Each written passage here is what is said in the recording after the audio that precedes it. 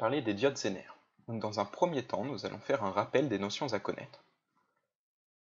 Puis nous allons voir un exercice d'application et enfin une légère introduction aux travaux pratiques. Nous allons passer aux notions à connaître. Donc nous avons fait un tableau récapitulatif pour la diode Zener.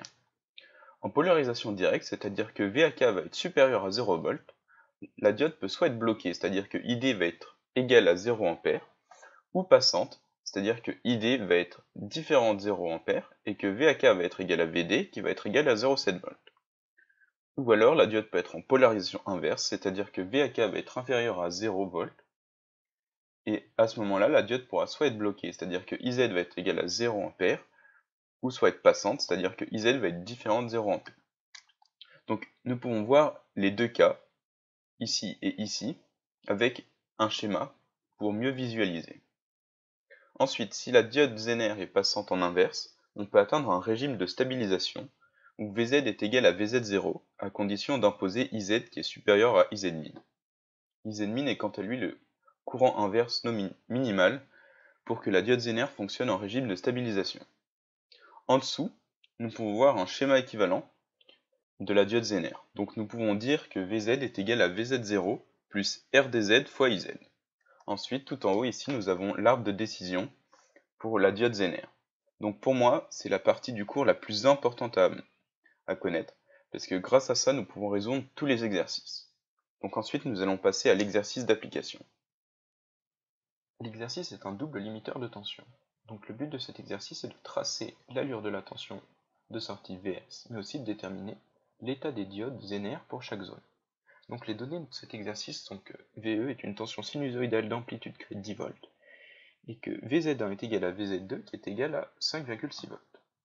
Donc nous allons repérer l'anode et la cathode pour tracer VAK et Vz. Ensuite nous allons flécher courant et tension. Une fois que cela est fait, nous allons raisonner avec nos connaissances et les schémas équivalents. Nous savons d'après l'énoncé que Vz1 est égal à Vz2 qui est égal à 5,6 V, et d'après nos connaissances que Vd1 est égal à Vd2 qui est égal à 0,7 V. Donc nous allons trouver la polarisation de ces deux diodes.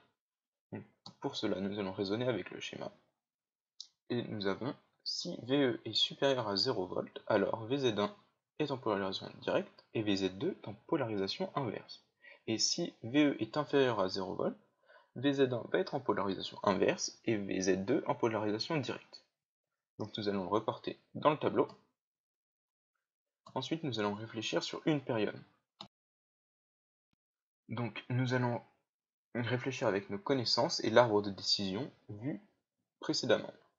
Donc nous pouvons voir qu'il va y avoir 4 cas possibles. Donc le premier cas va être la diode 1 et la diode 2 vont toutes les deux être passantes. Donc grâce à l'arbre de décision, nous avons pu reporter tous les cas possibles pour que les diodes Vz1 et Vz2 soient passantes dans le rectangle en haut.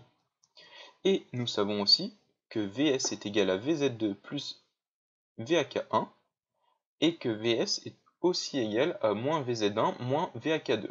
Avec cela, nous avons pu en conclure que si VE est supérieur à 6,3 V, alors Vs va être égal à 6,3 V, et que si VE est inférieur à moins 6,3 V, alors Vs va être égal à moins 6,3 V.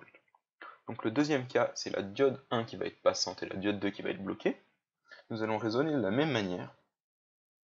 Donc nous pourrons voir que ce cas est possible uniquement si VE est supérieur à 0,7 V ou VE est inférieur à moins 0,7 V.